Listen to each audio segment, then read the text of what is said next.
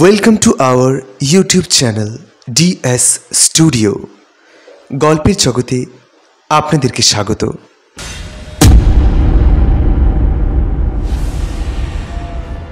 আমাদের আজকের নিবেদন তারাদাস বন্দ্যোপাধ্যায়ের লেখা একটি গল্প। আশা করছি গল্পটি আপনাদের সকলেরই ভালো লাগবে। তো গল্পটি ভালো লাগলে অবশ্যই একটি লাইক দেবেন এবং চ্যানেলে নতুন হয়ে থাকলে চ্যানেলটিকে সাবস্ক্রাইব করে আমাদের পাশে থাকবেন। তারাদাস বন্দ্যোপাধ্যায় জন্ম 15ই অক্টোবর 1947 এবং মৃত্যু 18ই জুলাই 2010। তিনি ছিলেন একজন বাঙালি ঔপন্যাসিক, ছোট গল্পকার এবং সম্পাদক। তিনি কিংবদন্তি সাহিত্যিক বিভূতিভূষণ বন্দ্যোপাধ্যায়ের একমাত্র পুত্র ছিলেন। তারাদাস বেশ কয়েকটি ছোট গল্প ও উপন্যাস লিখেছিলেন, যেমন কাল নিরবধি, সপ্তর্ষির আলো, কক্ষপথ ইত্যাদি। তার কাজল উপন্যাসটি তার বাবা বিভূতিভূষণ বন্দ্যোপাধ্যায়ের বিরচিত অপরাজিতর সিকুয়েল ছিল। তারাদাস উচ্চ মাধ্যমিক পরীক্ষায় উত্তীর্ণ হওয়ার সাথে সাথে কাজল লেখা শুরু করেছিলেন। তারাদাস বন্দ্যোপাধ্যায়ের সর্বাধিক উল্লেখযোগ্য অবদান ছিল তারানাথ তান্ত্রিক, যা ছিল এক তন্ত্র সাধকের অভিজ্ঞতার গল্প। তারানাথ তান্ত্রিক চরিত্রটি বিভূতিভূষণ বন্দ্যোপাধ্যায় তৈরি করেছিলেন এবং তারই ধারাবাহিকতা বজায় রেখেছিলেন তারাদাস। এই গল্পগুলো প্রকাশিত হয়েছিল দুটি বই, তারানাথ তান্ত্রিক এবং অলাদ চক্র। তাহলে চলুন আর দেরি না করে শুরু করা যাক আজকের গল্প, ব্রজভূষণের বিশ্বাস প্রাপ্তি। কিশোরীদের মেশে সম্প্রতি এক ভয়ানক নাস্তিক এসে ভর্তি হয়েছেন। ভদ্রলোকের বয়স 40 বছর। মধ্য কলকাতার কোনো এক কলেজে বিশুদ্ধ গণিত পড়ান। রোগা, ফর্সা চেহারা, দাড়িগোঁফ সব নিপুণভাবে কামানো। ঝকঝকে চোখে যুক্তির ইস্পাত মাঝে মাঝেই তর্কের আলোয় চমকে উঠছে। নাম ব্রজভূষণ চক্রবর্তী। ছুটি ছাটার দিন বিকেলে কিশোরীর মেশে আমাদের জমাট আড্ডা বসে। মুড়ি আর তেলে ভাজা সহযোগে দুনিয়ার যত অসম্ভব গল্পের আদান প্রদান হয়। ব্রজভূষণ আসার পর আমাদের সে আড্ডা একেবারে মাটি হওয়া জোয়ার। অন্ধকার পাড়াগার পথে হাঁটতে গিয়ে পাশের জঙ্গলে সাদা মতো কিছু নড়তে দেখার ব্যাপারটা চিরন্তন ভৌতিক ঘটনা।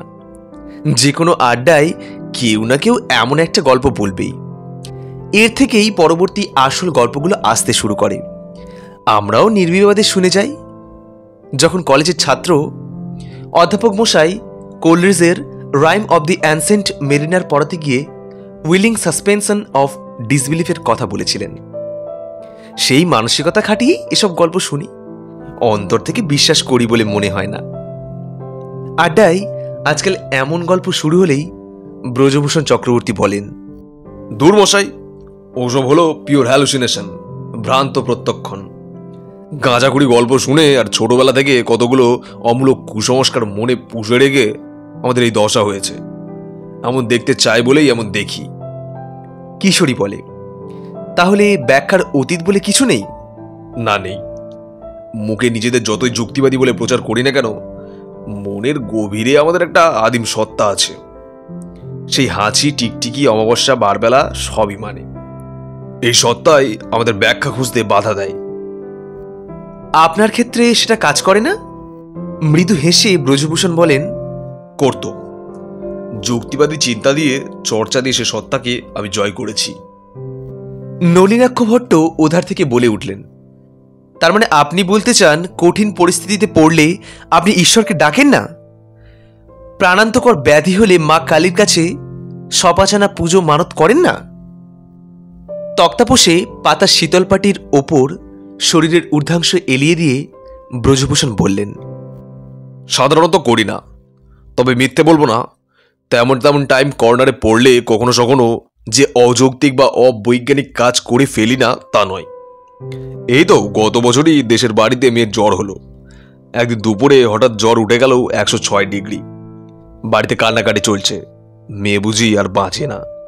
এ সময় ডাক্তাররা বরফ জলে স্নান করিয়ে দিতে বলেন, কিন্তু পাড়াগায় বড় পাবো কোথায়? ভেজা গামছা দিয়ে মেয়ের গা মুছিয়ে দেওয়া হচ্ছে। আমার মনের অবস্থা ভাবুন। ওই জ্বর বেশিক্ষণ থাকলে ব্রেনের সেল চিরকালের জন্য ড্যামেজড হয়ে যাবে। অথচ কিছুই করার নেই। এই সময় আমার মেজ কাকিমা বললেন, ব্রজ, পরেশকে বল পীর বাবার দরগা থেকে দৌড়ে জল পড়া নিয়ে আসুক। কোনো ভয় নেই, পীর বাবার দয়ায় সব ঠিক হয়ে যাবে। এখন স্বীকার করতে লজ্জা হয়, কিন্তু তখন আমি সাহস বজায় রাখতে পারিনি। কাকিমার কথা মেনে খুড়তুতো ভাই পরেশকে জল পড়া আনতে পাঠাই। নলিনাক্ষ ভট্ট বললেন, তবে দেখুন, আপনিও আসলে বিশ্বাস করেন। ব্রজভূষণ বললেন, আদৌ নয়, ওটা স্বাভাবিক হিউম্যান রিয়াকশন, সেরিব্রাল ফাংশন নয়। কিন্তু জলপড়ায় মেয়ে সেরে তো উঠল। সেরে উঠল, তবে জলপড়ায় নয়, নিজের সিস্টেমের কেরামতিতে। আপনি প্রমাণ করতে পারবেন জলপড়ায় কোনো কাজ করেনি? নিজের বিশিষ্ট উচ্চাঙ্গের হাসিটা দিয়ে ব্রজভূষণ বললেন, না, পারি না। কিন্তু আপনি কি প্রমাণ করতে পারবেন যে জলপড়াতেই অসুখ সেরেছিল? নলিনাক্ষ ভট্ট একটু চটে গিয়ে কি একটা বলতে যাচ্ছিলেন, তাকে থামিয়ে দিয়ে আমি বললাম, তর্ক থাক। ব্রজবাবু, আমি আপনাকে এমন একজন মানুষের কাছে নিয়ে যেতে পারি যার ক্ষমতা দেখলে আপনার অবিশ্বাস হয়তো আর থাকবে না। যাবেন? ব্রজভূষণ বিদ্রুপ বঙ্কিম চোখে আমার দিকে তাকিয়ে বললেন, কোনো বাবাজি টাবাজি বুঝি? ছোটবেলায় গাছ থেকে পড়া কিংবা জলে ডোবার দুর্ঘটনার কথা হাত থেকে বলে দেবেন, নাকি আগামী চৈত্রে যে ফাঁড়াটা আছে তার জন্য শ্বেত বেড়ালের মূল মাদুলি করে পড়তে বলবেন? ভদ্রলোকের রূঢ়তায় মনে ব্যথা পেলেও হেসে বললাম, না, বাবাজি নয়, গৃহী সাধক। তিনি আপনার কাছে পয়সাও চাইবেন না, মাদুলিও বিক্রি করবেন না। প্রথমে করবেন না, তারপর আমার বিশ্বাস জন্মে গেলে একদিন মহামৃত্যুঞ্জয় কবচ বানাতে 200 টাকার যোগ্য করতে বলবেন। এসব বুজরুগি আমার খুব জানা আছে মশাই। এবার একটু কড়াসুরেই বললাম, ব্রজবাবু, আমি যার কথা বলছি তাকে আপনি চেনেন না। অনর্থক একজন অজানা মানুষের নামে অপবাদ দিচ্ছেন কেন? সাধকের মধ্যে কেউ কেউ ভণ্ড থাকতে পারে, তা বলে সবাইকে অবিশ্বাস করা উচিত? আমার কড়া সুরে বিন্দুমাত্র না দমে ব্রজভূষণ বললেন, অর্থাৎ এই সাধক বাবাজি আমার কাছে একটা আননোন কোয়ান্টিটি। একে তাই আমার বেনিফিট অফ ডাউট দিতে হবে, কেমন? ঠিক আছে, চলুন একবার আলাপ করে আসাই যাক। কোথায় যেতে হবে? বললাম, আজ বিকেলেই চলুন না। আজই? কলকাতায় নাকি? কলকাতায়। বিকেল 5টা নাগাদ তৈরি হয়ে থাকবেন, আমি এসে নিয়ে যাব। কিশোরীও যাবে নাকি? কিশোরী এতক্ষণ চুপ করে আমাদের কথাবার্তা শুনছিল, এবার নিরাসক্ত ভঙ্গিতে সিগারেটের ছাই ঝেড়ে বলল, যাব বই কি, নিশ্চয়ই যাব। ব্রজবাবু যুক্তি দিয়ে থই পাচ্ছেন না, এই জিনিস না দেখলে চলে। ব্রজভূষণ কিশোরীর দিকে একবার অগ্নিময় দৃষ্টি নিক্ষেপ করলেন। বেলা হয়েছিল, তখনকার মতো বিদায় নিয়ে নিজের নিজের বাসায় ফিরলাম। কিশোরী আর ব্রজভূষণকে নিয়ে বিকেল 5টার পর যখন তারানাথের বাড়ির দরজায় হাজির হলাম, তখন আকাশে মেঘ ঘনিয়ে এসে টুপটাপ বৃষ্টি শুরু হয়েছিল। তারানাথ আর আমাদের মধ্যে কেমন একটা বৃষ্টির যোগ আছে। চড়চড়ে রোদ্দুরে ভরা দুপুরে ঠিক করলাম বিকেলে তারানাথের বাড়ি যাব। বিকেলে বেরোবার সময় ঠিক দেখি আকাশ কালো, ঠান্ডা বাতাস দিচ্ছে। তারানাথের বাড়ি পৌঁছাতে পৌঁছাতে বৃষ্টি নামে। বাড়ির দরজার উপর টাঙানো বিবর্ণ সাইনবোর্ডটা দেখে ব্রজভূষণ মুখের একটা তাচ্ছিল্য ব্যঞ্জক ভঙ্গি করলেন। কড়া নাড়তে তারানাথের মেয়ে চারি ওরফে চারুপ্রভা এসে দরজা খুলে দিল। বললাম, ভালো আছো চারি? বাবা বাড়িতে আছেন? চারি মেয়েটি সুদর্শনা, খুব ফর্সা বা খোদাই করা চোখ মুখ না হলেও আর 5টা মধ্যবিত্ত মেয়ের থেকে চারি একটু আলাদা। 15-16 বছর বয়সের শরীরে যৌবনের আগমন সূচিত হলে সব মেয়েকেই কিছু পরিমাণে শ্রীমণ্ডিতা বলে মনে হয়, কিন্তু চারির সৌন্দর্য অন্যরকম। সে শান্ত এবং ধীর, বড় বড় চোখের ওপর তুলি দিয়ে আঁকা ভ্রু, অচপল আর সংযত হাবভাব তাকে একটা অনন্য মহিমা দান করেছে, যেটা ব্যক্তিত্বের প্রবাহ হিসেবে তাকে উপস্থিতির সবসময় ঘিরে রাখে। এতটুকু মেয়ের পক্ষে ব্যাপারটা সম্ভ্রমজনক। প্রথম যখন তারানাথের বাড়িতে আসি তখন চারির 5-6 বছর বয়স। চোখের সামনে মেয়েটাকে বড় হতে দেখেছি। ইদানিং একটু শঙ্কিত হয়ে উঠছি। নববর্ষার জলে পুষ্ট মালতীলতার মতো বেড়ে উঠেছে চারি। তারানাথ এখনো এর বিয়ের উদ্যোগ করছে না কেন? আমাকে আর কিশোরীকে দেখে চারির মুখ উজ্জ্বল হয়ে উঠল। কাকাবাবু, মধ্যে অনেক দিন আসেননি যে, আসুন। কাজে ব্যস্ত ছিলাম মা, আমরা বসি, তুমি বাবাকে ডেকে দাও। ব্রজভূষণ শিক্ষিত লোক, আমাদের প্রতি নিক্ষিপ্ত তার শানিত সরবর্ষণ একটু বেশি প্রখর হয়ে পড়লেও তার ভিতর থেকে কোনো হীনতা ছিল না। চারির উপস্থিতিতে তিনি কোনো কথা বলেননি। এবার সে বেরিয়ে যেতে চারদিকে তাকিয়ে বললেন, এই তাহলে গ্রেডম্যানের ঘর। তারানাথের বসবার ঘরের সাজসজ্জা গৃহস্বামীর সাম্প্রতিক অবস্থা বিপর্যয়কে প্রকট করে তুলেছে। চট ওঠা এবড়োখেবড়ো সিমেন্টের মেঝে, নড়বড়ে তক্তপোষে জীর্ণ শীতল পাটি, প্রায় এক যুগ চুনকাম না হওয়া দেয়ালে নোনা ধরা দাগ, পাল্লায় কাঁচভাঙা আলমারিতে বোঝাই অজস্র পুরানো পঞ্জিকা। কিশোরী দুঃখিত গলায় বলল, ভালো মানুষের ধনী হতে হবে এমন কোনো বাধ্যবাধকতা নেই ব্রজভূষণ বাবু। কথাটা বলে ফেলেই ব্রজভূষণ বোধহয় লজ্জিত হয়েছিলেন। তিনি বললেন, না মানে আমি কথাটা ঠিক সে অর্থে আমি আমি বলছিলাম যে। এমন সময়ে তারানাথ বাড়ির ভেতর থেকে বসবার ঘরে এসে ঢুকল। এই যে তোমরা এলে, তাহলে এতদিন ছিলে কোথায়? ইনি কে? যথাবিধি ব্রজভূষণের সঙ্গে তারানাথের পরিচয় করে দেওয়ার পর কিশোরী বলল, আজ কিন্তু আমরা একটা বিশেষ উদ্দেশ্য নিয়ে এসেছি। তারানাথ একটু অবাক হয়ে বলল, উদ্দেশ্য? কি উদ্দেশ্যে? আমাদের ব্রজবাবু যুক্তি দিয়ে যা প্রমাণ করা যায় না তা বিশ্বাস করেন না। পরলোক, আত্মা, ঈশ্বর কিছুই না। তাই। তারানাথ হেসে বলল, সে তো নিজের ব্যাপার, তার জন্যে হঠাৎ আমার কাছে এলে কেন? এবার আমি বললাম, দেখুন, পৃথিবীতে সত্যি নাস্তিক মানুষ অনেক আছেন। তাদের সবাইকে বিশ্বাসী করে তোলা আমাদের ব্রত নয়। কিন্তু ব্রজবাবু আমাদের বন্ধু, আর আপনিও আমাদের ঘনিষ্ঠ, তাই সুযোগটা ছাড়লাম না। আপনি যদি আমাদের একটু সাহায্য করেন। না ভাই, আমি কি করব? আমি কিছুই জানি না। না মানে, যদি অন্তত ওর জীবনের এমন কিছু ঘটনা বলে দেন যা অন্য কারো জানবার কথা নয়, বা ওই রকম কিছু। তারানাথের এই ঘরে বসে আমরা এমন অনেক ঘটনা ঘটতে দেখেছি, কিন্তু আজ তারানাথ নিতান্ত কঠোর। কিছুতেই তাকে রাজি করাতে পারলাম না। লজ্জিত মুখে আমরা বসে রইলাম। ব্রজভূষণ বললেন, আপনাদের বিব্রত হওয়ার কোনো কারণ নেই। বিশ্বাস ব্যাপারটা এক ধরনের ব্যক্তিগত মানসিক অবস্থা, সামাজিক, শিক্ষাগত এবং পারিবারিক বিশেষ আবেষ্টনী এটাকে গড়ে তোলে। সেই অকারণ বিশ্বাসের ফলে এই ভদ্রলোকের ওপর আপনারা এমন কিছু অবাস্তব গুণ আরোপ করছেন যার অস্তিত্ব কেবল আপনাদের মনে। দোষটা আমাদের নয়, ওরও নয়। অল্প বয়স থেকে কার মানসিকতা কিভাবে গড়ে উঠেছে তার ওপর ব্যাপারটা নির্ভর করে। তারানাথের দিকে তাকিয়ে ব্রজভূষণ বললেন, মার্জনা করবেন, আমি এর দ্বারা আপনার প্রতি কোনো কটাক্ষ করিনি। কারো যদি কোনো অলৌকিক ক্ষমতা না থাকাটাই স্বাভাবিক, তবু তার সৎ এবং ভালো মানুষ হতে বাধা নেই। আপনাকে শ্রদ্ধা করার জন্য এরা কয়েকটি অতিরিক্ত গুণ আপনার ওপর আরোপ করেছেন, কিন্তু সেজন্য আপনি দায়ী নন। অমায়িক হেসে তারানাথ বলল, সে তো ঠিকই তো। আমরা মরমে মরে গেলাম। যারা কোষ্ঠী বিচার করাতে কিংবা হাত দেখাতে আসে, তাদের তারানাথ মাঝে মাঝে দু একটা আশ্চর্য কাণ্ড দেখিয়ে অবাক করে দেয়। তার এই বৈঠকখানায় বসে সে জিনিস এই কবছরে কতবার দেখেছি। আজ আমাদের অনুরোধ সত্ত্বেও তার নিরুত্তাপ ব্যবহার আমাদের নিদারুণ অপ্রস্তুত করল। তারানাথ একজন সাধারণ মানুষ এবং তার ভিতরে কোনো বিশেষ ক্ষমতা নেই, এ বিষয়ে নিঃসন্দেহ হয়ে ব্রজভূষণ তারানাথের সঙ্গে নানান সাময়িক প্রসঙ্গ নিয়ে আলাপ জুড়ে দিলেন।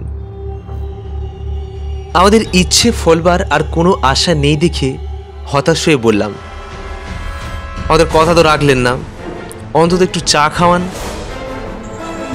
চায়ের কথা বলবো ভাবছিলাম, কিন্তু তোমাদের এই বন্ধুটির হয়তো সময় হবে না, সেই জন্যই আগে বলিনি। ব্রজভূষণ অবাক হয়ে বললেন, আমার আমার সময় হবে না কেন?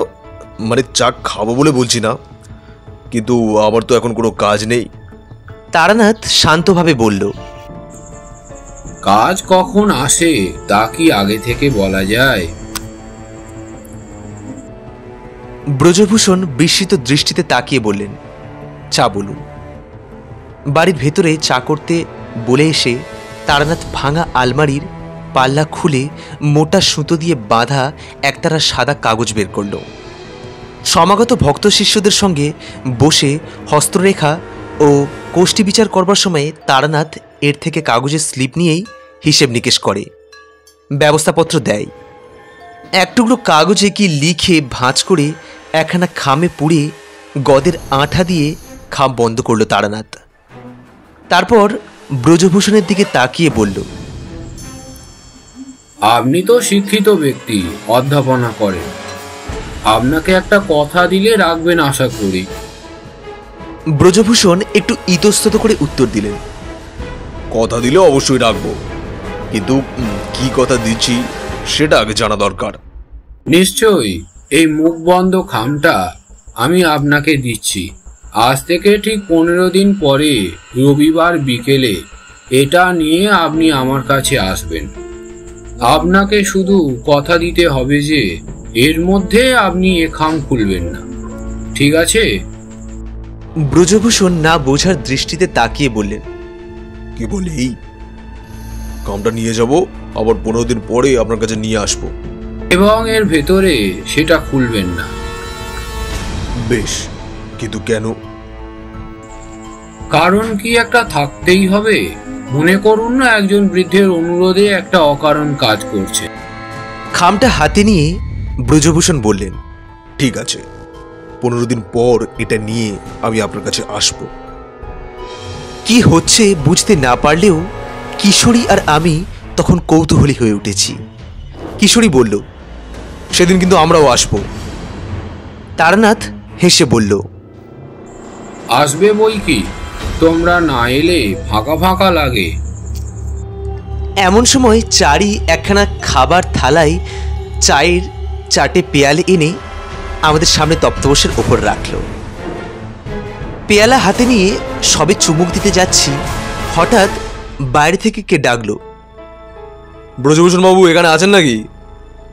পেয়ালা নামিয়ে রেখে বিস্মিত হয়ে ব্রজভূষণ বললেন, এখানে আমাকে কে খোঁজ করতে এলো? কিশোরী বলল, আমি যাচ্ছি। উঠল রমিন, সে কিশোরীদের মেসের একজন মেম্বার। ব্রজবাবু বললেন, আরে আপনি এখানে, কি ব্যাপার? রমিন বলল, ব্রজবাবু আপনি একবার আমাদের মেসে চলুন।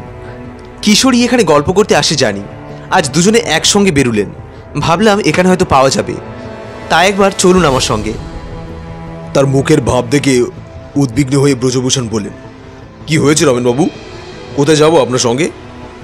কিছুক্ষণ চুপ করে রমেন বলল, আপনি বেরিয়ে আসার পরেই একটা আপনার নামে টেলিগ্রাম এসেছে, আমি সই করে নিয়েছি।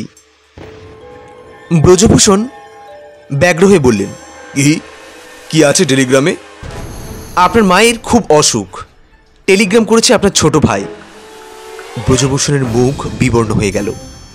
তক্তাপোষ থেকে পা নামিয়ে ব্যস্ত হয়ে চটিতে পা গলাতে গলাতে বললেন, সে কি, মায়ের অসুখ? আমার তো তাহলে এখনই রওনা দিতে হয়। ও কিশোরীদা, আপনার কাছে তো ঘড়ি আছে, একবার দেখুন দেখি 7:15 গাড়িটা কি ধরতে পারবো? রমেনবাবু সত্যি করে বলুন, খারাপ কিছু নয় তো? মা আছেন তো? না না, সেসব কোনো কিছুই নয়, চলুন, গিয়ে তো নিজের চোখেই দেখবেন টেলিগ্রাম। ঘড়ি দেখে কিশোরী বলল, খুব তাড়াতাড়ি করলে হয়তো গাড়িটা পেয়ে যেতে পারেন। এক কাজ করুন, একটা ঘোড়ার গাড়ি ভাড়া করে নিন এখান থেকেই, মেসে গিয়ে চট করে জিনিসপত্র গুছিয়ে নিন, তারপর ওই গাড়িতেই একেবারে স্টেশন চলে যাবেন। ব্রজভূষণ তারানাথের দিকে তাকিয়ে বললেন, এভাবে হঠাৎ চলে দিতে হচ্ছে বলে আমি অত্যন্ত দুঃখিত। ভালো করে পরিচয় করার সুযোগই হলো না। ফিরে এসে বলুন একদিন আপনার কাছে, এখন গিয়ে ভালো খবর পেলেই বাঁচি। তারানাথ বলল, ফিরেই কিন্তু আসবেন একদিন। 15 দিন বাদে আপনার তো আসার কথাই রয়েছে। আজ আপনার চা খাওয়া হলো না। খেতে গিয়েও নামিয়ে রাখা চায়ের পূর্ণ পেয়ালার দিকে তাকিয়ে ব্রজভূষণ বললেন, হ্যাঁ, আজ আর সময় হলো না, সামনের দিন বরং। এই পর্যন্ত বলেই থেমে গিয়ে ব্রজভূষণ কেমন একটা অদ্ভুত দৃষ্টিতে তারানাথের দিকে তাকালেন। তারানাথও ঠোঁটের কোণে মৃদু একটা হাসি নিয়ে ব্রজভূষণের দিকে তাকিয়ে আছে। সত্যি ব্রজবাবুর চা খাওয়ার সময় হলো না। কিশোরী তাড়া দিল, চলো হে, চলুন ব্রজবাবু, এরপর আর আপনার ট্রেন ধরা হবে না। মেশে আসবার পথে ঘোড়ার গাড়িতে ব্রজভূষণ কয়েকবার আপন মনেই বললেন, কোইন্সিডেন্স, কোইন্সিডেন্স। ব্রজভূষণকে আমরা দু একজন সঙ্গে গিয়ে ট্রেনে তুলে দিয়ে এলাম। কথা রইল, গিয়েই ওখানকার সংবাদ জানিয়ে উনি আমাদের চিঠি দেবেন। দিন সাতেক বাদে দেশ থেকে ব্রজবাবুর চিঠি এলো। তার মায়ের সন্ন্যাস রোগের আক্রমণ হয়েছিল, বাঁচবার কোনো আশাই ছিল না। যাই হোক, এখন তিনি অনেকটা সামলে উঠেছেন। তাকে আরেকটু সুস্থ করে ব্রজবাবু ফিরবেন। আরও এক সপ্তাহ কাটল। রবিবার সকালে কিশোরীর মেশে গেলাম ব্রজভূষণ ফিরেছে কিনা খবর নিতে। না, ব্রজবাবু ফেরেননি, আর কোনো চিঠিও আসেননি। কিশোরী বলল, আজ বিকেলে কিন্তু আমাদের তারানাথের বাড়ি যাওয়ার কথা। এদিকে ব্রজবাবু তো এসে পৌঁছালেন না, কি করবে? বিকেল অবধি দেখো, উনি না এলে আমরাই অন্তত যাই। বেশ, আমি তাহলে আর এখানে আসবো না, সরাসরি তারানাথের বাড়ি চলে যাব। তুমিও ওইখানে চলে যেও। বিকেল 5টা নাগাদ আমরা দুইজনেই মট্রেনে এসে হাজির হলাম। তারানাথ বৈঠকখানা ঘরে বসে তামাক খাচ্ছিল। আমাদের দেখে বলল, এসো এসো, ভাবছিলাম তোমাদের এত দেরি হচ্ছে কেন। আপনার মনে ছিল আজ আমাদের আসার কথা? মনে ছিল, বসো জমিয়ে, চা খাবে? হেসে বললাম, আজ আবার বাঁধা পড়বে না তো? তারানাথও হেসে বলল, আজ আর বাঁধা পড়বে না। কিছুক্ষণ বাদেই চারি এসে চা দিয়ে গেল। এর মধ্যে ব্রজবাবুর মা যে ভালো আছেন সে কথা আমরা তারানাথকে জানিয়ে দিয়েছি। চায় চুমুক দিয়ে বললাম, একটা কথা বলি, একটু হয়তো অনধিকার্য হয়ে যাবে, রাগ করবেন না। চারির তো বিয়ের বয়স হলো, ওর বিয়ের জন্য চেষ্টা করছে না কেন? প্রশ্নটা শুনে তারানাথ হঠাৎ অন্যমনস্ক হয়ে গেল। ইতিমধ্যে কিশোরীর পাসিং শোয়ের প্যাকেট বের করে তারানাথের সামনে রেখেছে। তার থেকে সিগারেট নিয়ে ধরাতে ধরাতে অন্যমনস্কভাবেই তারানাথ বলল, মনে করার কিছু নেই, তোমরা ঠিকই বলেছ। মেয়ের বয়স হচ্ছে, বিয়ে তো দিতেই হবে। তাছাড়া তোমরা চারিদিকে ছোটবেলা থেকে দেখছো, তোমাদের অধিকার আছে বই কি। খানিক্ষণ চুপ করে সিগারেট টেনে তারানাথ বলল, চারির বিয়ের জন্য খোঁজ করবার একটা অসুবিধা আছে। শুনে একটু থমকে গেলাম। চারি বেশ সুন্দর মেয়ে, তার বংশগৌরবও ভালো, হাতের কাজেও সে নিপুণ। এ মেয়ের বিয়েতে কি অসুবিধা থাকতে পারে? ছাইদানি হিসাবে ব্যবহৃত নারকেলের মালায় সিগারেটের দগ্ধাবশেষ গুঁজে দিয়ে তারানাথ বলল, ব্যাপারটা তোমাদের খুলেই বলি, গল্পের মতো লাগবে শুনতে, শুনবে নাকি? অবশ্যই শুনবো, গল্পের লোভেই তো এখানে আসা।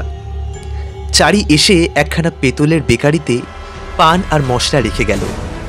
আজ সে একটা হলুদ রঙের তাঁতের শাড়ি পরেছে, টান টান করে চুল বেঁধেছে, কপালে খয়েরি টিপ। নিম্ন মধ্যবিত্ত ঘরের মেয়ে, এর চেয়ে বেশি সাজ কোথা থেকে করবে? কিন্তু তাতেই ভারী সুন্দর দেখাচ্ছে চারিকে। বললাম, হ্যাঁ রে, আজ তো সেজেছিস যে, কোথাও যাবি নাকি? সে লজ্জিত মুখে মাথা নেড়ে বাড়ির ভেতরে পালিয়ে গেল। তারানাথ বলতে শুরু করলো, আমার প্রথম যৌবনের ঘটনা তো তোমাদের কিছু কিছু বলেছি। সেসব বড় আশ্চর্য দিন গিয়েছে।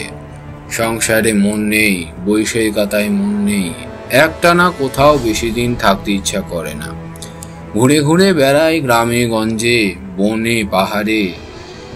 একবার একটা অদ্ভুত অভিজ্ঞতা হয়েছিল। বাংলাদেশ আর বিহারের সীমানায় একটা ছোট গ্রামে রাত্রিরে আশ্রয় নিয়েছি। গ্রাম বলতে 10-12টা খোঁড়া চালের বাড়ি মাত্র। গ্রামের প্রান্ত থেকেই শুরু হয়েছে পাহাড় আর জঙ্গল। এক গয়লার বাড়ি থেকে মাটির ভাঁড়ে সেরখানেক দুধ কিনে কাছের পাহাড়টার উপর চলে গেলাম রাত কাটাবো বলে।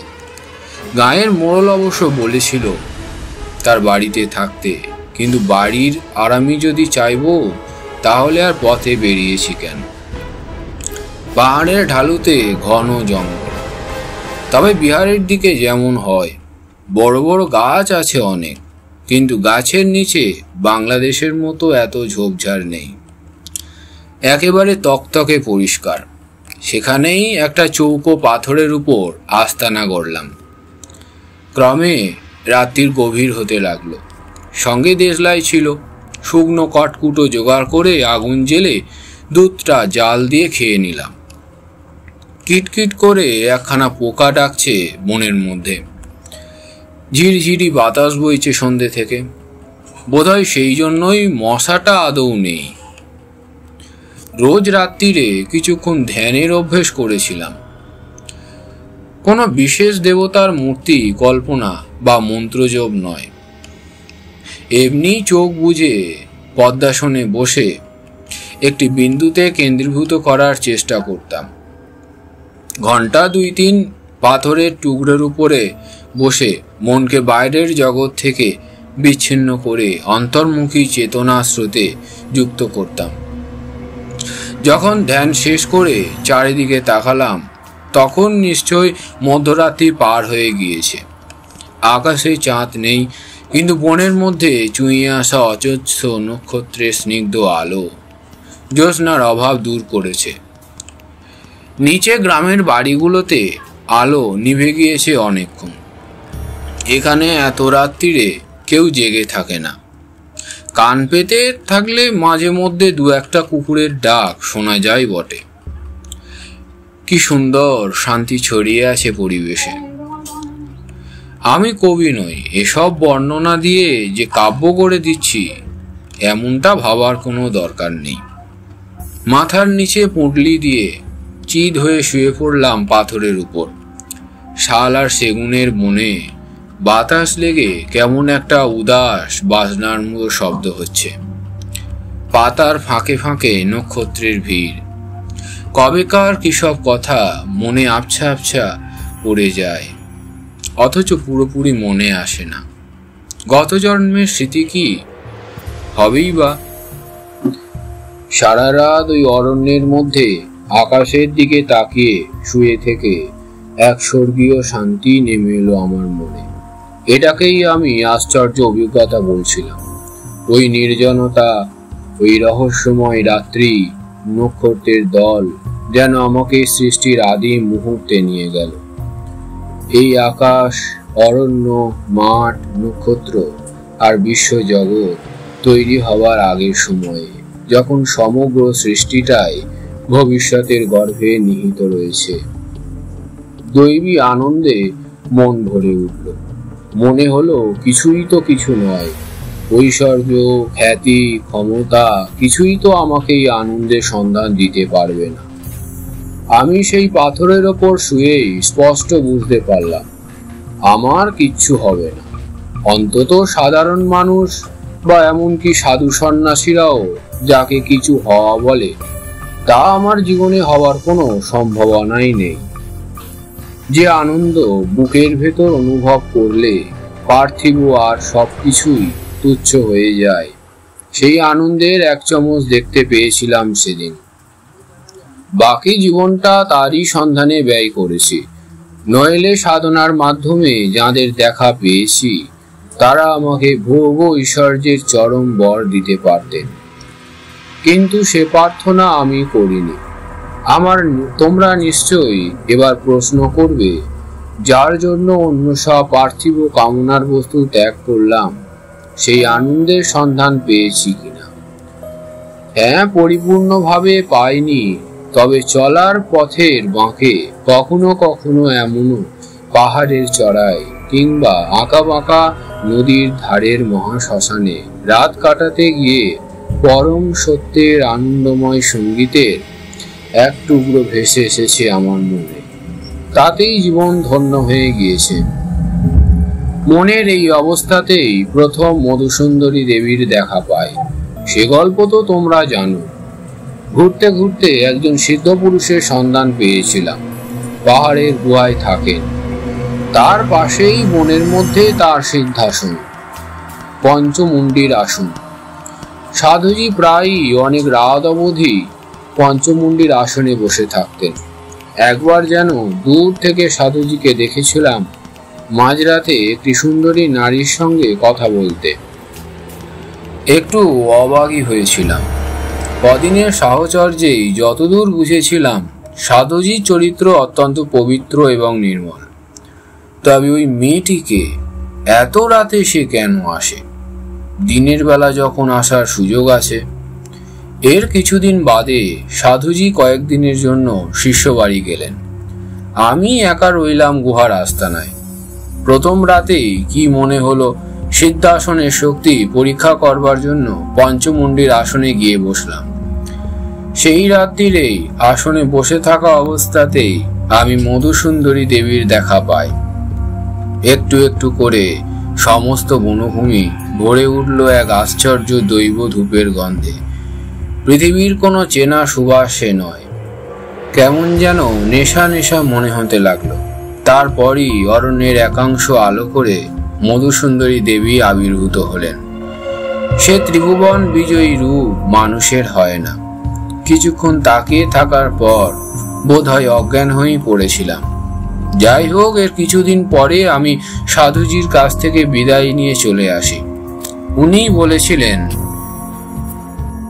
যাকে দেখেছ তিনি মধুসুন্দরী দেবী। অনেক ভাগ্য থাকলে ওর দেখা পাওয়া যায়। তুমি যদি ওর সাধনা করতে চাও তাহলে আমি তার মন্ত্র এবং প্রক্রিয়া বলে দিচ্ছি, কিন্তু আমার এখান থেকে তোমাকে চলে যেতে হবে। এক আসনে দুজন সাধকের স্থান হয় না। সাধুজির কাছ থেকে চলে এসে বরাকর নদীর ধারে এক শাল বনে আস্তানা গাড়ি। দীর্ঘ সাধনার পর একদিন সাধুজির নির্দেশ মতো অমাবস্যার রাত্রিরে 8টি কলা পাতায় পোড়া শাল মাছের নৈবেদ্য দিয়ে হোম করে পূর্ণাহুতি দিই। এর কয়েকদিন বাদে গভীর রাতে মধুসুন্দরী দেবী দেখা দেন। সাধু বলে দিয়েছিলেন দুইভাবে দেবীকে লাভ করা যায়, ভার্যা রূপে অথবা কর্ণা রূপে। কর্ণা রূপে চাইবার বয়স সেটা নয়।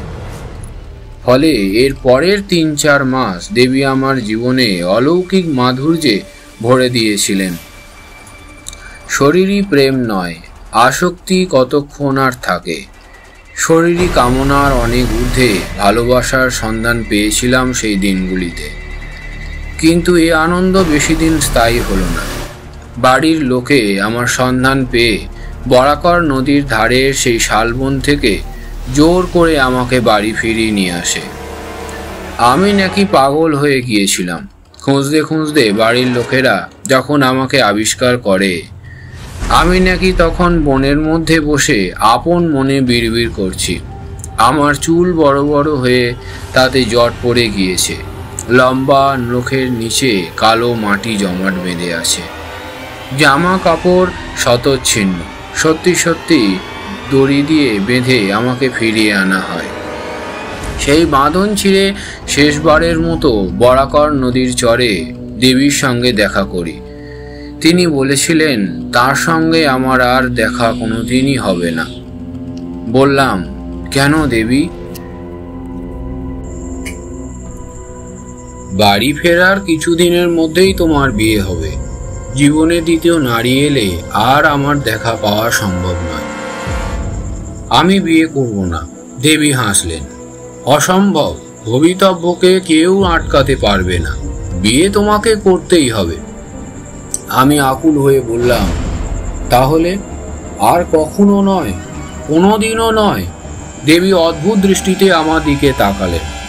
তারপর বললেন, আমাকে একবার পেলে চিরতরে কেউ হারায় না। আবার আমাদের দেখা হবে, তবে এভাবে নয়, এই রূপে নয়। এখন জেনে তোমার লাভ নেই, সময় হলে নিজেই বুঝতে পারবে।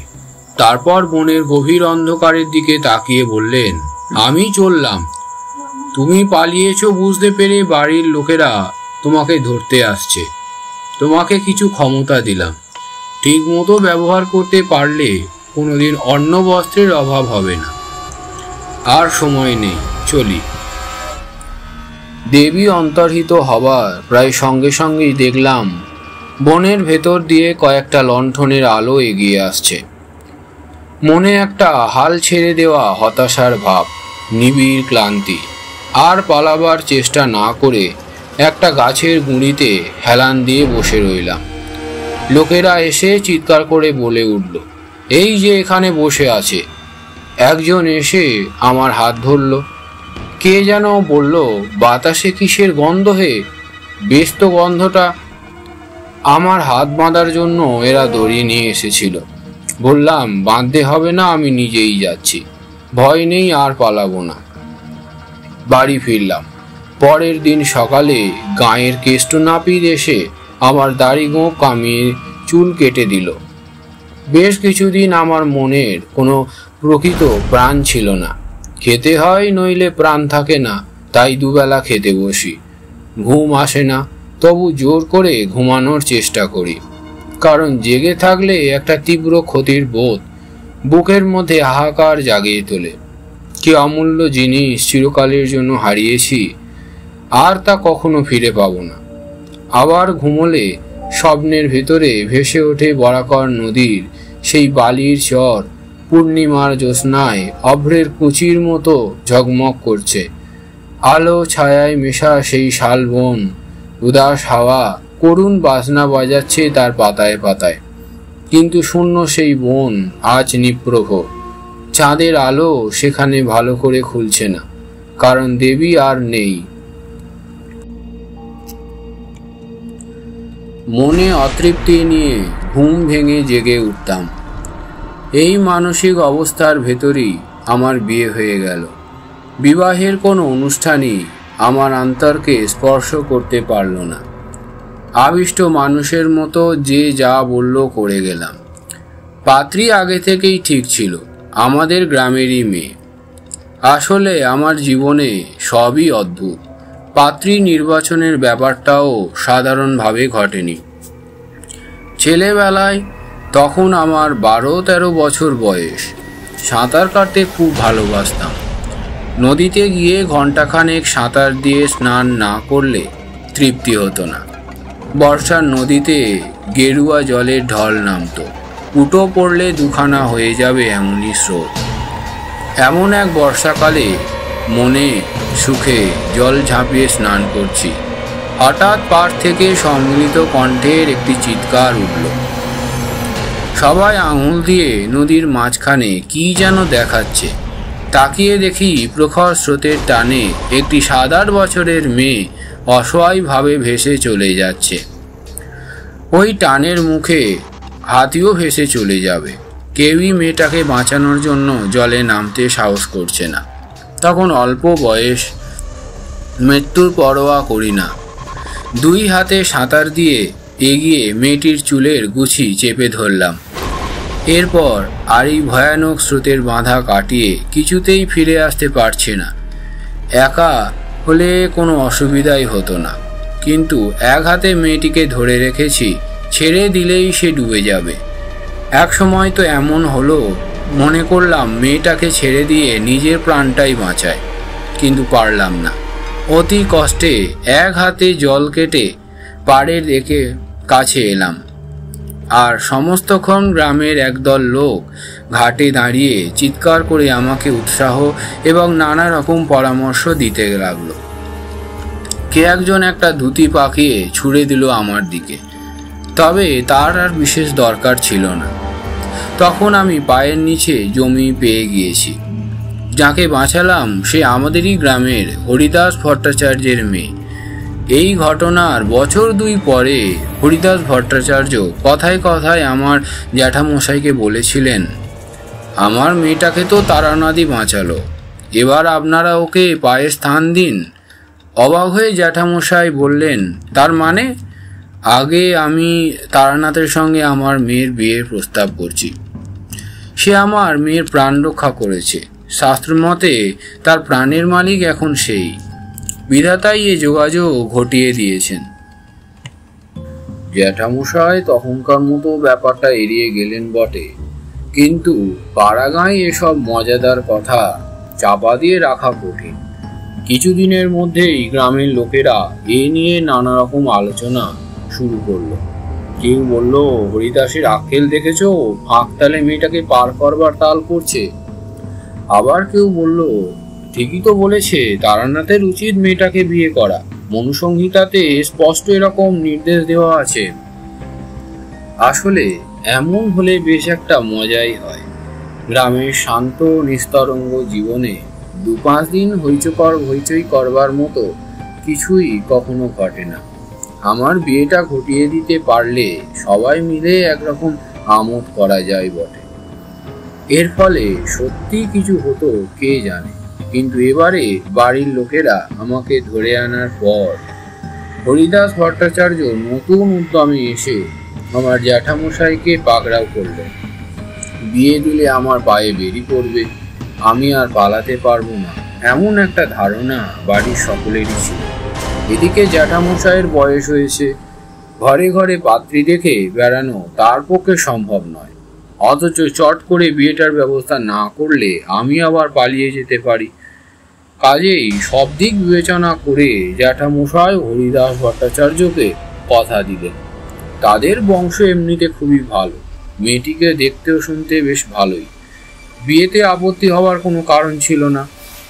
জ্যাঠামশাই প্রথম দিকে যে ইতস্তত করেছিলেন তার কারণ তার ধারণা ছিল যে শ্বশুরবাড়ি দূরে না হলে জামাইয়ের যথেষ্ট আদর হয় না। অবশ্য এই ধারণা পরে ভুল প্রমাণিত হয়েছিল বটে।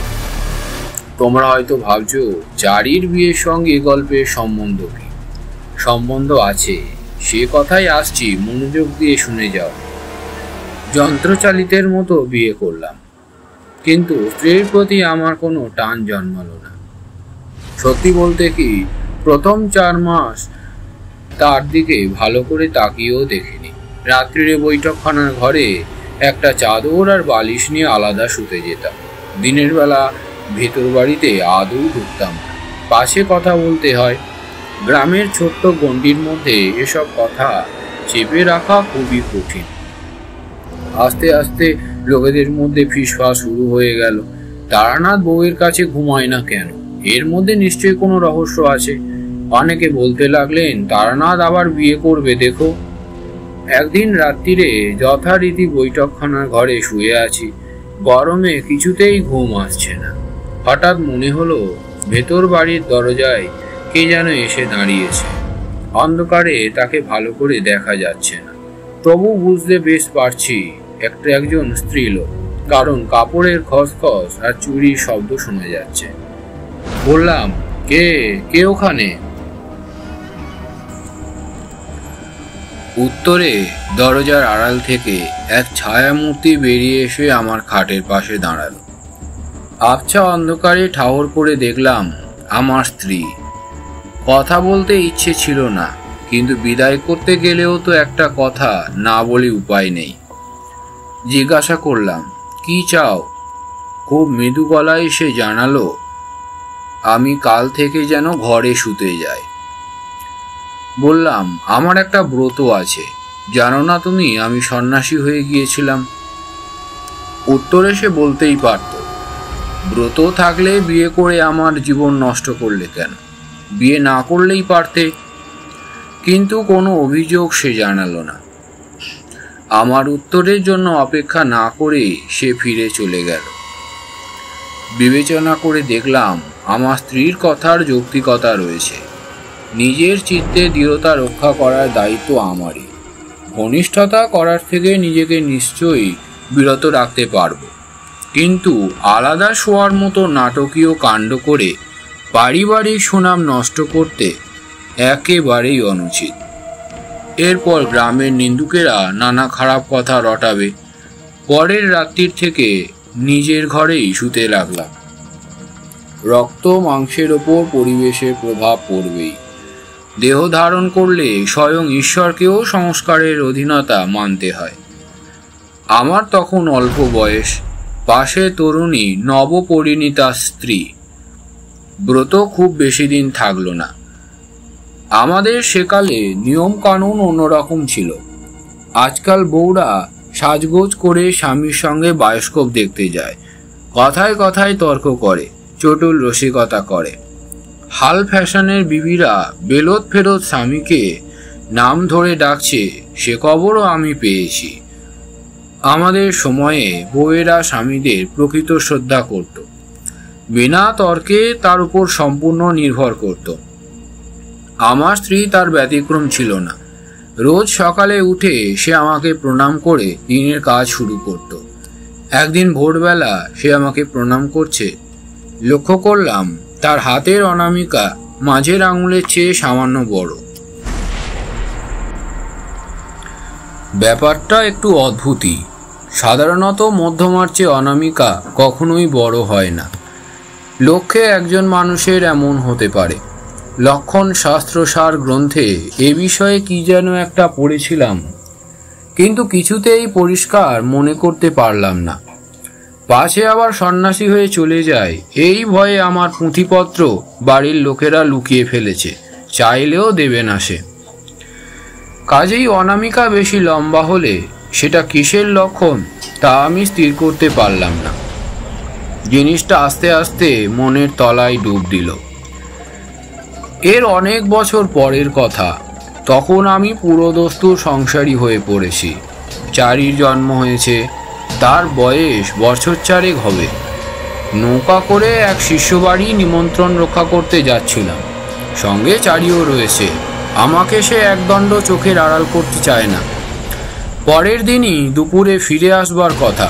ভাবলাম মেয়েটাকে সঙ্গে করে নিয়ে যায়, বেড়াতে পেলে খুশিই হবে। এখন দুপুরে খাওয়া দাওয়া করে রওনা দিয়েছিলাম। স্রোতের মুখে তত্তর করে নৌকা ছেড়ে বিকেল 4টের ভেতর অনেকখানি রাস্তা পার হয়ে এলাম। শিষ্যবাড়ি আর ঘন্টা 2 পথ। এমন সময় উত্তর পশ্চিম কোণে কাজলের দাগের মতো একটা মেঘ দেখা দিল। আমরা প্রথমে কেউ গ্রাহ্য করিনি, কিন্তু মাঝি বয়স্ক এবং অভিজ্ঞ, তার মুখ গম্ভীর হয়ে উঠল। সে বলল, ঠাকুর মশাই, ঝড় উঠবে বলে মনে হচ্ছে, নৌকা কি পাড়ে নেব? হেসে বললাম, মেঘ এখনো বহু দূরে হে। তাছাড়া ও মেঘে ঝড় নাও হতে পারে। এসব অচেনা জায়গায় নৌকা ভিড়িয়ে লাভ কি বাবা? তার চেয়ে একটু টেনে চলো, আর কতটুকুই বা পথ। কিন্তু সেই মেঘের রেখা দেখতে দেখতে এগিয়ে এসে সমস্ত আকাশ ঢেকে ফেলল, আর সেই সঙ্গে আরম্ভ হলো তুমুল ঝড়। শান্ত নদী মুহূর্তে সংহার মূর্তি ধারণ করল। নবীন মাঝি পাকা লোক, তাই তক্ষুনি নৌকা ডুবে গেল না বটে, কিন্তু আর বেশিক্ষণ যে ভেসে থাকবে এমন ভরসা করতে পারলাম না। এখন পাড়ের দিকে নেবার চেষ্টা করেও কোনো লাভ নেই, কারণ নদীতে উত্তাল ঢেউ উঠেছে। নৌকা মাঝির নির্দেশ মানছে না। হঠাৎ একটা ভয়ানক বাতাসের ঝটকা এলো।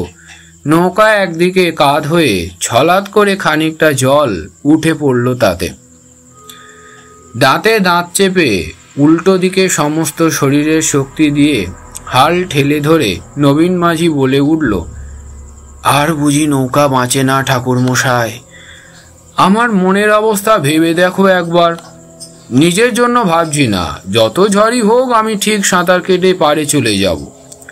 কিন্তু এই উত্তাল নদীতে চারিকে এক হাতে ধরে সাঁতার কাটা সম্ভব নয়। ওকে ফেলেও নিজের প্রাণ বাঁচাতে পারবো না। দুজনকেই হয়তো আজ ডুবে মরতে হবে। এসব ভাবছি, চারি হঠাৎ আমার দিকে তাকিয়ে বলল, বাবা, তুমি ভয় পেয়েছো? বললাম, আমার জন্য নয়, তোমার জন্য ভয় পাচ্ছি মা। আমার তো ঝড় দেখতে খুব ভালো লাগছে বাবা। কেমন বড় বড় ঢেউ। শিশুকে আর কি করে বোঝাবি? বললাম, ঝড় না থামলে বড় বিপদ মা। আর একটা দমকা এলো, আবার কিছুটা জল উঠল খোলে। আমার মুখ পাংশু হয়ে গিয়েছিল ইতিমধ্যে। চারি বলল, ঝড়ের জন্য ভয় পাচ্ছ বাবা? ঝড় এক্ষুনি থেমে যাবে। বোকা মেয়ে, এক্ষুনি শুরু হয়েছে, এ ঝড় কি সহজে থামবার? কিন্তু ছইয়ের বাইরে তাকিয়ে চারি বলল, ওই দেখো বাবা, ঝড় থেমে যাচ্ছে। অবাক হয়ে দেখলাম আকাশে গভীর কালো মেঘের স্তর ছিন্ন ভিন্ন হয়ে গেছে। বাতাস পড়ে এসেছে, বড় বড় ঢেউ আর উঠছে না। আস্তে আস্তে যেভাবে ঝড় কমে তেমন নয়, এক মুহূর্তেই যেন বাতাসের প্রকোপ কমে গেল। নবীন মাঝিও ঘর্মাক্ত শরীরে পরিস্থিতির এই আকস্মিক পরিবর্তনে অবাক হয়ে আকাশের দিকে তাকাচ্ছে। যাই হোক, আর কিছুক্ষণের মধ্যেই নিরাপদে শিষ্যবাড়ি পৌঁছে গেলাম। কিন্তু ঘটনাটা আমি ভুলতে পারলাম না। এর কয়েকদিন বাদে আমার স্ত্রীর জ্বর মতো হলো। চারির শোবার ব্যবস্থা হলো আমার বিছানায়। আমি বসে বসে লণ্ঠনের আলোয় এক আত্মীয়ের কোষ্ঠী তৈরি করছি। পাশে চারি ঘুমিয়ে পড়েছে। রাত তখন অনেক হবে। হঠাৎ দেখি আলো একটু একটু করে কমে আসছে। বাড়ির পুরনো কাজের লোক হরাধনের উপর খুব রাগ হলো। সে নিশ্চয়ই আজ সন্ধ্যাবেলা লণ্ঠনে তেল ভরেনি। যাক, একদিকে ভালোই হলো, রাত না জেগে শুয়ে পড়াই যাক। কাগজ কলম তুলে রেখে বাতিটাকে সরাতে যাব, মনে হলো সেটা বেশ ভারী। খালি লণ্ঠন এত ভারী কেন? লণ্ঠনটা তুলে নেড়ে দেখি তাতে তেল ভর্তি। আশ্চর্য ব্যাপার তো, তেল যদি থাকবে তাহলে আলো নিভে যাচ্ছে কেন? অবাক হয়ে বসে রইলাম। চোখের সামনে তেল ভর্তি বাতি একটু একটু করে নিভে গেল। ঘর অন্ধকার হবার সঙ্গে সঙ্গে একটা ব্যাপার উপলব্ধি করে আমার গা ছমছম করে উঠল। তাহলে কি এতদিন পর আবার ঘরের বাতাসে দেবধূপের স্বর্গীয় পবিত্র সুবাস? চারির মাথার কাছে খাট আর দেওয়ালের মধ্যে যে জায়গাটুকু, সেখানটা ধীরে ধীরে হালকা নীল আলোয় ভরে উঠল। আর সেই আলোর মধ্যে ফুটে উঠল মধুসুন্দরী দেবীর ভুবন মোহিনী মুখটি। তিনি হাসি মুখে আমার দিকে তাকিয়ে আছেন। উত্তেজনায় দাঁড়িয়ে উঠে আমি কি যেন বলতে গিয়েছিলাম। দেবী আঙুল তুলে আমাকে থামিয়ে দিয়ে বললেন, বলেছিলাম আর একবার তোমার সঙ্গে দেখা হবে, আজ এসেছি, কিন্তু এই শেষবার। আজকের পরে আমাকে চাক্ষুষ আর কখনো দেখতে পাবে না। হাত জোর করে দাঁড়িয়ে আছি, দু চোখ দিয়ে দরদর করে জল পড়ছে। দেবী হেসে আবার বললেন, দুঃখ করো না, আগেই তো বলেছি, আমাকে একবার পেলে কেউ চিরতরে আর হারায় না। তুমি বুঝতে পারোনি, আমি তো তোমার কাছেই আছি। দেবী তর্জনী তুলে ঘুমন্ত চারির দিকে নির্দেশ করলেন। সেদিকে তাকিয়ে আমার গা শিউরে উঠল। এ তো চারি নয়, আমার মেয়ে নয়। মধুসুন্দরী দেবী ছোট্ট মেয়ের রূপ ধরে শুয়ে রয়েছেন। সেই অবয়ব, সেই অনিন্দ দেহ কান্তি, কেবল আকৃতি শিশুর মতো। দেবী বললেন, কন্যারূপে তুমি আমাকে পেয়েছ। এ দৈবাংশী মেয়ে, আমার শক্তির কিছু অংশ আমি ওর মধ্যে সঞ্চারিত করেছি, সবটা দেইনি, কারণ তাহলে ও কষ্ট পেত, সংসার করতে পারত না। ওকে যত্ন আর আদরে রেখো। বললাম, আপনি একই দায়ে ফেললেন আমাকে। এ মেয়ে আমি কি করে মানুষ করব? কুঁড়ে ঘরে কি আর আগুন রাখা যায়? তোমার কোনো চিন্তা নেই, সুখে দুঃখে মেয়ে ঠিক বড় হয়ে উঠবে। ওর বিয়ের জন্য ব্যস্ত হবার কোনো কারণ নেই, সম্বন্ধ আপনা আপনি হয়ে যাবে। তবে 17 বছর বয়স পূর্ণ হওয়ার আগে তা হবে না। নত জানু হয়ে দেবীকে প্রণাম করে শেষ প্রশ্ন করলাম, এমন কেন করলেন দেবী? মধুসুন্দরী দেবী বিষণ্ণ হেসে বললেন, তুমি যেমন আমার জন্য সাধনা করেছিলে, তার ফলে আমিও তোমাকে প্রার্থনা করেছিলাম। প্রকৃত সাধক পৃথিবীতে খুবই বিরল, কিন্তু প্রণয় রূপে তো আর সম্ভব নয়। তাই কন্যা রূপে আমার তোমার দুজনের স্বাদ মেটালাম। আস্তে আস্তে মিলিয়ে গেল অপার্থিব স্নিগ্ধ নীল আলো, মিলিয়ে গেল ধূপের ঘ্রাণ। ইহ জীবনে সেই আমার মধুসুন্দরী দেবীর সঙ্গে শেষ দেখা। একটু থেমে তারানাথ বলল, কিন্তু বিশ্বাস করো, এ ঘটনা সত্যি আমার জীবনে ঘটেছিল। মেয়ের বয়স চোখের সামনে বেড়ে যাচ্ছে, কিন্তু দেবীর নির্দেশ অমান্য করার সাহস আমার নেই। তার অংশে যদি সত্যিই মেয়ের জন্ম হয়, তাহলে তিনিই ও ব্যবস্থা করবেন। অবশ্য আজই। তারানাথের কথার মাঝখানেই ঘরে ঢুকলেন ব্রজভূষণ চক্রবর্তী। আমরা সবাই কথা থামিয়ে তার দিকে তাকিয়ে আছি। দেখে ব্রজভূষণ ক্লান্তভাবে হেসে বললেন, দুপুরে ট্রেন ফেল করে এই বিপত্তি। বিকেলে ট্রেন ধরে এইমাত্র এসে পৌঁছালাম, মেশেও যায়নি, সটান এখানে চলে এসেছি। তারপর তারানাথের দিকে তাকিয়ে বললেন, আমি কথার মূল্য রাখার খুব চেষ্টা করি। 15 দিন পরে আজ দেখা করবার কথা ছিল, দেখুন কত কষ্ট করে এসেছি। তারানাথ তাকে বসে বিশ্রাম নিতে বললেন এবং জিজ্ঞেস করলেন তার মা ভালো আছে কিনা। এরপর ব্রজভূষণ বলল, মা ভালো আছেন, তাকে সুস্থ করে তুলে তবে এসেছি। কিন্তু আমার একটা খুব জরুরি কথা বলবার আছে আপনাকে। কি কথা? ব্রজভূষণ মুখ নিচু করে কয়েক মুহূর্ত কি যেন ভাবলেন। তারপর তারানাথের দিকে তাকিয়ে দৃঢ় গলায় বললেন, আমার মত বদলেছে। পৃথিবীর সব ঘটনাই যুক্তির আলোয় বিচার করা যায় না। সত্যি ব্যাখ্যার অতীত অনেক কিছু জীবনে ঘটে। গতবার যখন আসি তখন মনের মধ্যে অবিশ্বাস আর আপনার সম্বন্ধে ভুল ধারণা নিয়ে এসেছিলাম। এজন্য আপনার কাছে আমি ক্ষমা প্রার্থনা করছি। তারানাথ হেসে বললেন, ক্ষমা চাইবার প্রয়োজন দেখি না। আপনি আপনার সৎ বুদ্ধির মতো কাজ করেছিলেন।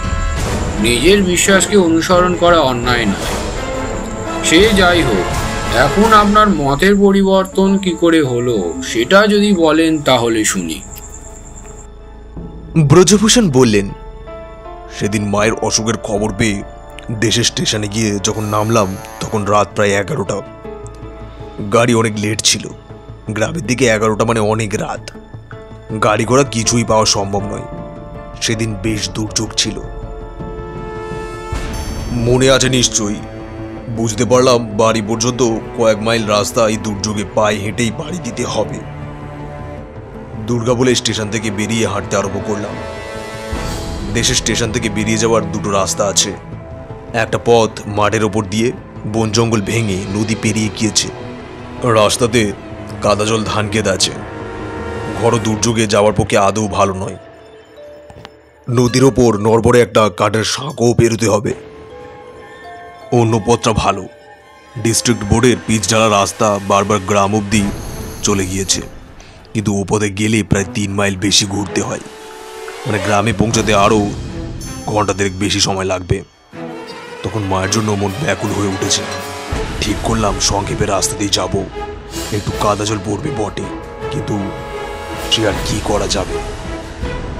কি ভয়ানক পথ! গাঢ় অন্ধকারে চোখে কিছু দেখতে পাচ্ছি না। মাঝে মাঝে বিদ্যুৎ চমকে উঠে অন্ধকারে যেন আরো গাঢ় করে তুলেছে। দুদিকে ধানের ক্ষেত, মাঝখানে পেছল আলোর ওপর দিয়ে পা টিপে টিপে চলেছি। মাথার ওপর ঝিরঝির করে বৃষ্টি ঝরছে তো অনবরত। এর মধ্যে আবার হাত ফসকে কাদায় পড়ে টর্চটা নিভে গেল। কত ঝাঁকুনি দিলাম, কিছুতেই আর আলো জ্বলল না। কোনো রকমে বাড়ি পৌঁছালাম। মাঝখানে নদীর ওপর কাঠের পুল পার হওয়ার সময় সত্যি একটু ভয় করেছিল। ছোট্ট সরু নদী, কিন্তু বর্ষায় তার রূপ ভয়ানক হয়ে উঠেছিল।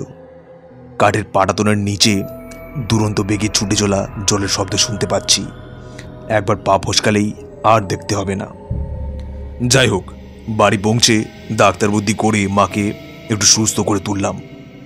দিন 6-7 বাদে সকালবেলা বাইরের ঘরে বেরিয়ে বসে আছি। এমন সময় পাড়ার মুরব্বীর শ্যামলাল চাটুর্যে দেখা করতে এলেন। কিছুক্ষণ এগোতা সেগোতার পর তিনি বললেন, তোমার মতো মাতৃভক্ত ছেলে দেখলেও আনন্দ হয় বাবা। মায়ের জন্য এই ঝড় জঙ্গলের রাতে আসা, বা তার আগে 3 দিন থেকেই আমাদের এখানে কি বৃষ্টি। অতখানি ঘুরে ডিস্ট্রিক্ট বোর্ডের রাস্তায় আসতে কষ্টও খুব হয়েছে নিশ্চয়ই। তবু মা বলে কথা। বললাম, না শ্যামল কাকা, আমি ও পথে আসিনি। মায়ের জন্য বড্ড ব্যস্ত হয়েছিলাম কিনা, তাই সোজা পথেই চলে এসেছি। শ্যামলাল চাটুর্যে অবাক হয়ে বললেন, নদীর পথে? হ্যাঁ, কেন? নদী পার হলে কিভাবে? একটু অবাক হয়ে বললাম।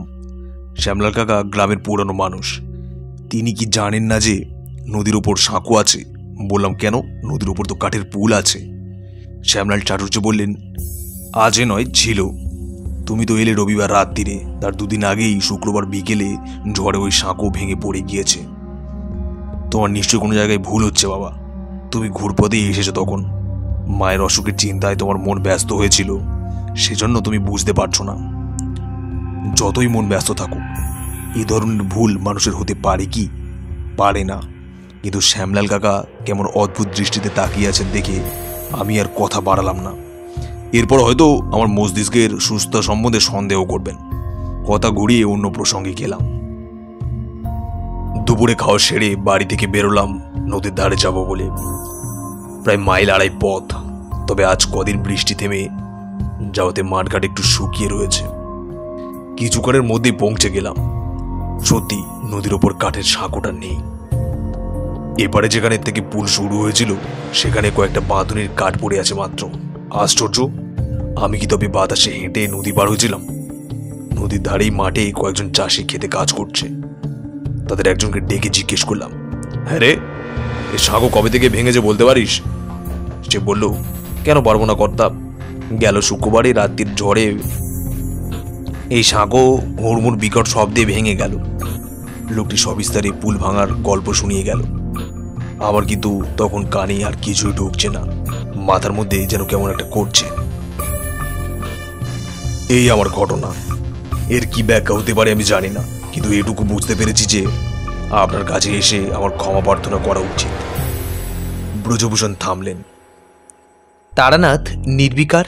ব্রজভূষণের কাহিনী শুনে তার বিস্ময় বোধ হয়েছে বলে মনে হলো না। আপনাকে একটা মুখ বন্ধ খাম দিয়েছিলাম, সেটা আজ নিয়ে আসার কথা ছিল। এনেছেন কি? আগে এনেছি। এর মধ্যে খোলেননি তো? ব্রজভূষণ দুঃখিত কণ্ঠে বললেন, চক্রবর্তী মশাই, আমি এক কথার মানুষ। বেশ, এবার খামটা খুলে দেখুন দেখি ভিতরের কাগজে কি লেখা আছে। ব্রজভূষণ বুক পকেট থেকে খাম বের করে ছিঁড়লেন। ভেতরে তারানাথের হাতে লেখা সেই কাগজের স্লিপ। তাতে কি লেখা তা তখনও আমরা জানি না, কিন্তু সেটা পড়ে ব্রজভূষণের মুখের হাবভাব যেন কেমন হয়ে গেল। বিহ্বল চোখে সে তাকিয়ে রইল তারানাথের দিকে। কিশোরী ব্রজভূষণের হাত থেকে কাগজের টুকরোটা নিয়ে পড়ল, তারপর নিঃশব্দে আমার দিকে বাড়িয়ে দিল। হাতে নিয়ে দেখলাম গোটা স্পষ্ট হস্তাক্ষরে তাতে লেখা নদীর উপর সাঁকোটা কিভাবে পার হয়েছিলেন। ব্রজভূষণ আবেগের গলায় বললেন, তাহলে তাহলে আপনি কি? তারানাথ বলল, না, আমি নই। আমার ঈশ্বরের কাছে আমি প্রার্থনা করেছিলাম যাতে আপনার জীবনে বিশ্বাসের শান্তি নেমে আসে। তিনিই যা করবার করেছেন। আমি বুঝতে পেরেছিলাম সেদিন আপনি মায়ের কাছে পৌঁছাতে পারবেন না। ব্রজভূষণ জিজ্ঞাসা করলেন, কি করে বুঝলেন? তারানাথ উত্তর না দিয়ে চুপ করে রইল। ব্রজভূষণ আবার বললেন, থাক, আমি জবাব চাই না, কিন্তু আমার একটা প্রার্থনা রয়েছে, তা আপনাকে পূরণ করতে হবে। বলুন। দেশে আমার এক ভাগনা রয়েছে, আইএ পাস, খুব শান্ত আর সৎ চরিত্রের ছেলে। গ্রামের জুনিয়র হাই স্কুলে পড়াই। এবার গিয়ে দেখি তার বিয়ের সম্বন্ধ খোঁজা হচ্ছে। আপনার মেয়েকে সেদিন দেখে গিয়েছিলাম, ভারী পছন্দ হয়েছিল। বোনের কাছে আপনার মেয়ের কথা বলাই তিনি রাজি হয়েছেন।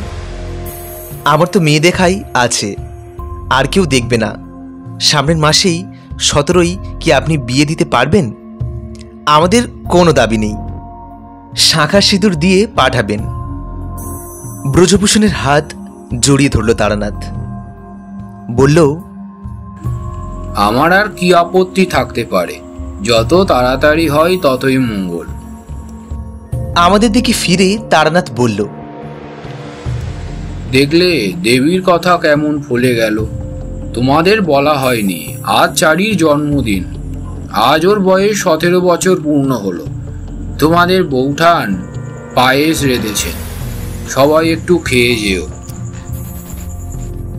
দেবীর প্রসঙ্গ বুঝতে না পেরে ব্রজভূষণ তাকিয়ে আছেন। সেটা দেখে তারানাথ বলল, আপনাকে একটা গল্প বলবো, তবে আজ নয়, আর একদিন। চারি আমাদের জন্য পায়েস নিয়ে এলো বাটি করে। আজকে তার বিশেষ সাজ করার মর্ম এতক্ষণে বুঝতে পারলাম। তারানাথ ব্রজভূষণকে দেখিয়ে বলল, একে প্রণাম করো মা, ইনি তোমার মানে গুরুজন আর কি, এদেরকেও করো। আমাদের মজা লাগছিল। ঠিক 17 বছরের জন্মদিনেই চারির বিয়ে ঠিক হয়ে গেল। চারি ভেতরে যেতে তারানাথ বলল, বছর 3 আগে এক সাধুর কাছে লক্ষণ শাস্ত্র সার বইখানা পেয়েছিলাম। অঙ্গুলি সংস্থান অধ্যায় খুলে দেখি লেখা আছে, কোনো জাতিকার যদি অনামিকা মধ্যমার চেয়ে লম্বা হয় তবে তার দেবাংশী ও তেজস্বী কন্যার জননী হওয়ার সম্ভাবনা। সবই মিলে গেল, কি বলো? তারপর ব্রজভূষণের দিকে তাকিয়ে হাসি মুখে বলল, সেদিন আপনার চা খাওয়া হয়নি, তাহলে এখন একটু চা করতে বলি।